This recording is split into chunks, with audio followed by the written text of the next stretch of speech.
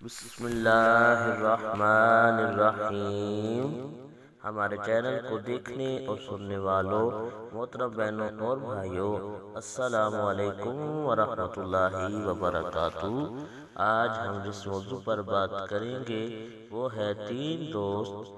ایک دفعہ حضور نے اپنے صحابہ کرام کو اچھا اور بامانہ واقعہ سنایا۔ آپ نے فرمایا کہ ایک شخص بیمار ہو گیا، یہاں تک کہ قریب المرگ تھا، تو اس نے ایک دوست سے پوچھا، اے دوست، تم میری اس مشکل میں کیا مدد کرو گے؟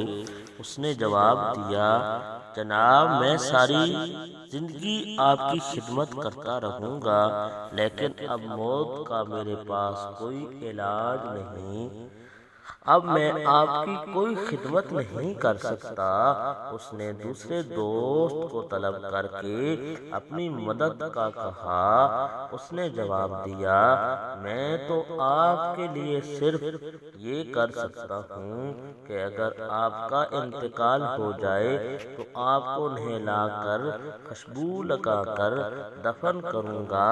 اب اس نے تیسرے دوست سے مدد طلب کی۔ اس نے کہا، میں آپ کا موت کے بعد بھی ساتھ ہوں گا، قبر میں آپ کے ساتھ جاؤں گا اور قیامت کے دن آپ کے ساتھ نکلوں گا اور آپ کے ساتھ ہی رہوں گا۔ یہ سارا واقعہ سنانے کے بعد حضور صلی اللہ علیہ وسلم نے فرمایا، تم جانتے ہو یہ تین دوست کون ہیں؟